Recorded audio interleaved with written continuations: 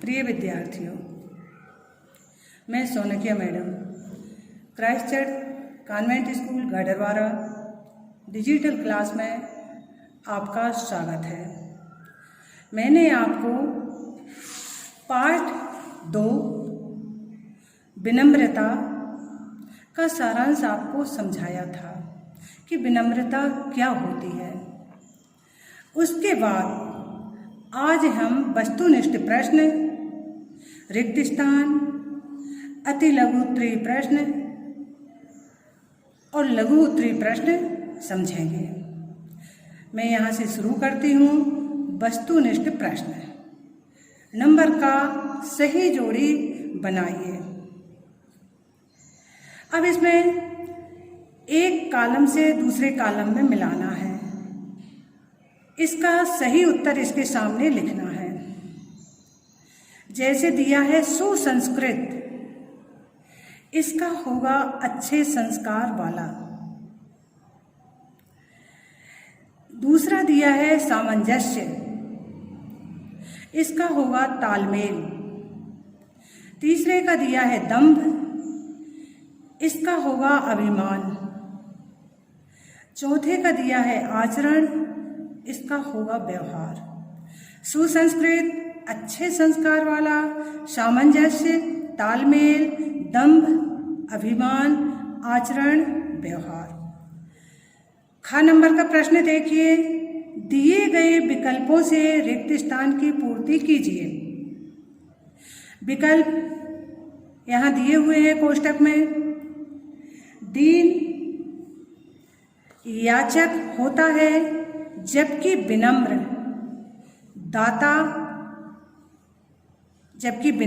दाता, इसमें आएगा दाता। खाली स्थान चरित्र का सद्गुण है, इसमें आएगा विनम्रता।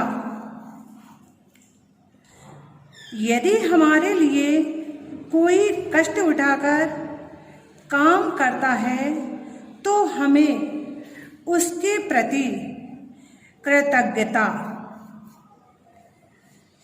प्रकट करना चाहिए। विनम्रता जीवंतता की पोषक है। ये आपके रिक्त स्थान हो जाते हैं। मैंने अंडरलाइन कर दी है, ये आप समझ लेना। अब आता है लघु अति लघु उत्तरीय प्रश्न। प्रश्न पहला आ नंबर देखिए। विनम्रता शब्द का अर्थ बताइए। अति लघु उत्तरीय प्रश्न, एक शब्द में आपको इसका उत्तर देना है। विनम्रता शब्द का अर्थ है अच्छा व्यवहार। ये आपको पूरा लिखना पड़ेगा। विनम्रता शब्द का अर्थ है अच्छा व्यवहार। ब नंबर का देखिए। विधु के व्यवहार से वीरेंद्र क्यों प्रभावित हुए? इसका उत्तर देखिए। विधु के व्यवहार से वीरेंद्र उसकी विनम्रता से प्रभावित हुए। विधु के व्यवहार से वीरेंद्र उसकी विनम्रता से प्रभावित हुए। श नंबर, बड़ों के बुलाने पर किस तरह का उत्तर देना चाहिए? इसका उत्तर रहेगा बड़ों के बुलाने पर जी हाँ, जी आया, इस तरह का उत्तर देना चाहिए। यहाँ पर हमको जी हाँ, जी आया लिखना पड़ेगा। द नंबर, सफलता की गारंटी किसे कहा गया है? उत्तर समझिए। सफलता की गारंटी विनम्रता को कहा गया है। यहाँ विनम्रता आएगा। अब देखिए अति लघु उत्तरीय प्रश्न। लघु उत्तरीय प्रश्न, इसमें दिया है विराट और विधु के व्यवहार की तुलना कीजिए। उत्तर समझिए। विराट और विदु के व्यवहार में एक दूसरे के विराट और विदु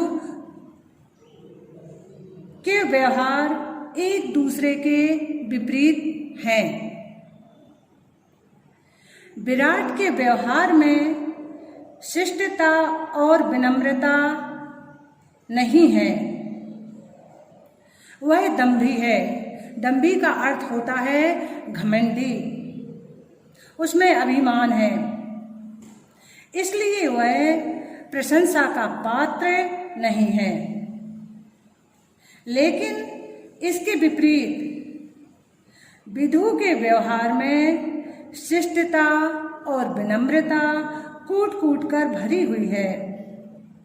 वह दंभी नहीं है, वह अभिमानी नहीं है।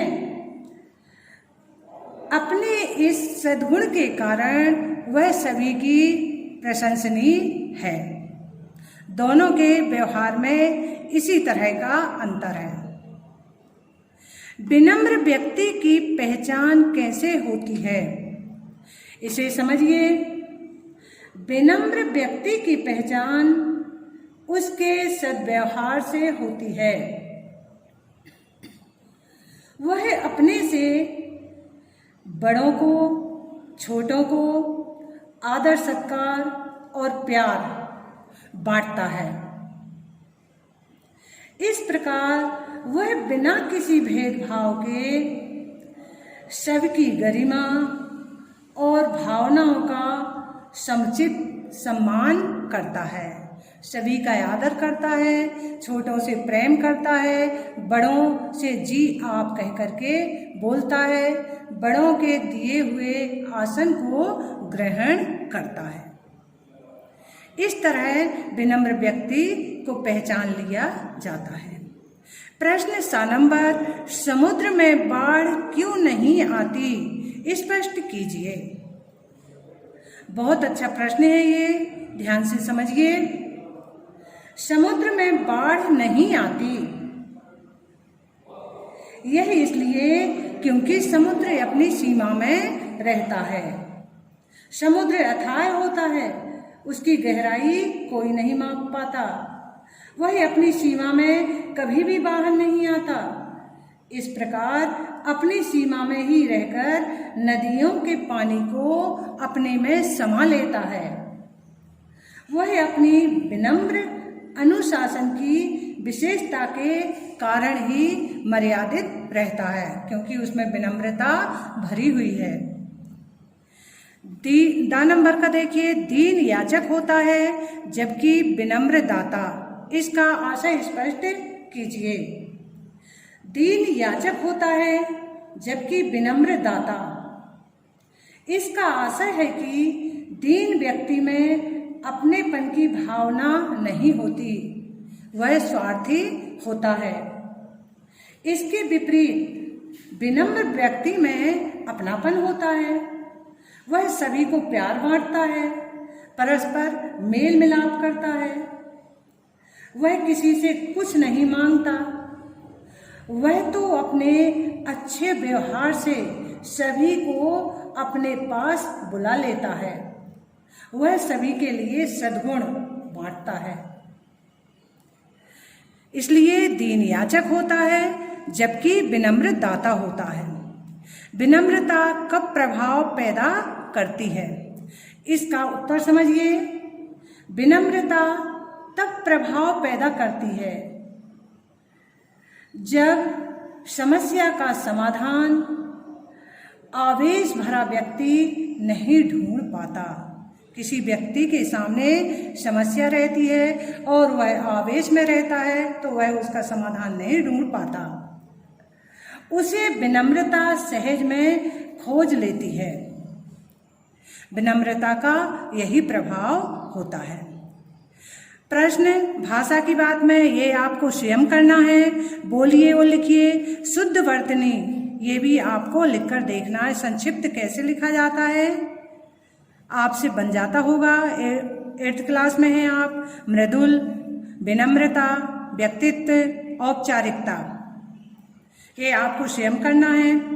अब प्रश्न तीसरा देखिए, निम्नलिखित वाक्यों में से विशेषण और विशेष्य छांटिए। अब विशेषण से हमें पता चलता है विशेषता का। अब देखिए ये वाक्य है, आद्या शरारती लड़की है।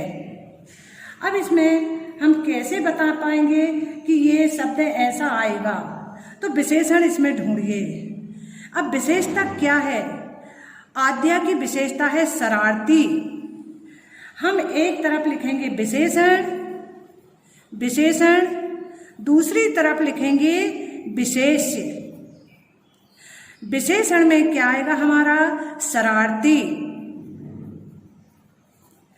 विशेष्य में क्या आएगा? लड़की। इसी तरह बाजार में मीठे आम बिक रहे हैं। विशेषण में आएगा मीठे और विशेष्य में आएगा आम। परिश्रमी व्यक्ति सफल होते हैं। विशेषण में आएगा परिश्रमी और व्यक्ति आएगा विशेष्य में। लाल टोपी लेकर आओ। लाल आएगा विशेषण में और टोपी आएगा विशेष्य में। इस तरह हमारा प्रश्न तीसरा पूरा हो जाता है। इसके बाद प्रश्न चौथा देखिए। प्रश्न चौथे में दिया गया है, उदाहरण के अनुसार ता प्रत्यय लगाकर नए शब्द बनाइए। अब प्रत्यय किसे कहते हैं? पहले आप प्रत्यय के विषय में समझ लीजिए। वे छोटे शब्द या शब्दांश, इसकी परिभाषा है प्रत्यय की, वे छोटे शब्द या शब्दांश जो किसी शब्द के पीछे जुड़कर मूल शब्द का अर्थ बदल देते हैं, प्रत्यय कहलाते हैं। वे छोटे शब्द या शब्दांश जो किसी मूल शब्द के पीछे जुड़कर शब्द का अर्थ बदल देते हैं, मूल शब्द का अर्थ बदल देते हैं, प्रत्यय कहलाते हैं। जैसे विनम्र धनता बराबर विनम्रता, शिष्ट धनता बराबर शिष्टता, कृतज्ञ धनता बराबर कृतज्ञता, सहज धनता बराबर सहजता, आतुर धनता बराबर आतुरता। इस तरह आपका प्रश्न चौथा भी पूरा हो जाता है। इसके बाद समझिए प्रश्न पांचवा। सु उपसर्ग वाले सुमधुर, सुसंस्कृत आदि शब्द आए हैं।